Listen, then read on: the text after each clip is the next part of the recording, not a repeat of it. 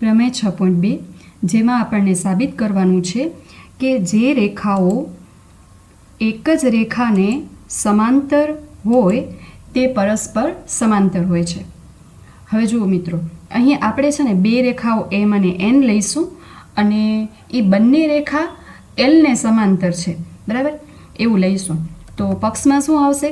તો એલ સમાંતર એમ છે અને એલ સમાંતર એન છે.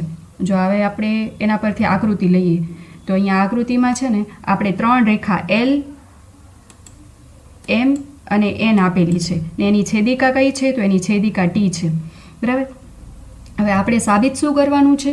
તો એમ અને એન છે ને એ સમાંતર છે એવું આપણે બતાવવાનું છે, બરાબર? તો સાધ્યમાં શું આવશે? તો એમ સમાંતર એન. ચાલો હવે આપણે સાબિતી તરફ જઈએ. તો જુઓ મિત્રો, અહીંયા આપણે આ એલ, એમ અને એન રેખાઓ છે ને એની છેદિકા કઈ આપી છે? તો ટી, બરાબર?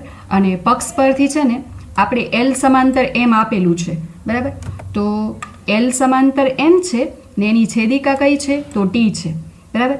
હવે એલ સમાંતર એમ અને એને છેદિકા ટી છેદે છે ને તો એનાથી આપણને આ ખૂણો 1 અને આ બીજો ખૂણો મળે છે, બરાબર? તો આ ખૂણો 1 અને ખૂણો 2 છે ને એ જો જોઈન્ટ એલ શેપમાં છે તો એ અનુકોણો કહેવાય. ને આપણે જાણીએ છીએ કે જો બે રેખા સમાંતર હોય એને કોઈ છેદિકા છેદે તો એનાથી જે અનુકોણ મળે છે એ સમાન હોય. તો આપણે નેક્સ્ટ સ્ટેપમાં કયું પરિણામ મળશે?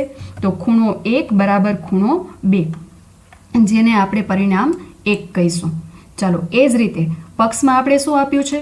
તો એલ સમાંતર એન છે, બરાબર? તો એલ સમાંતર એન છે ને એની છેદિકા કઈ છે? તો ટી. તો એના કારણે છે ને આપણને બીજા અનુકોણ મળે છે. કયા મળે છે જુઓ તો આપણે એલ સમાંતર એનની છેદિકા ટી છે ને એના કારણે આપણે આ એક ખૂણો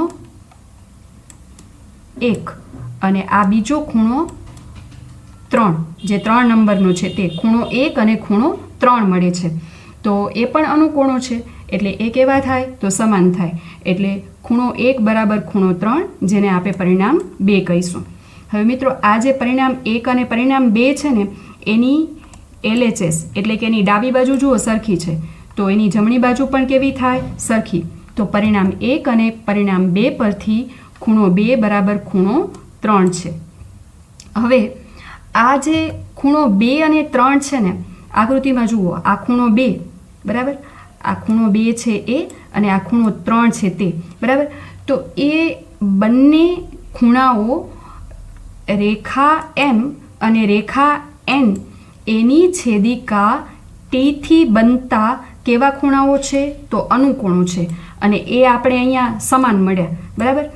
તો એના પરથી આપણે એવું કહી શકીએ કે રેખા એમ અને એન છે એ સમાંતર છે, જે આપણે સાબિત કરવાનું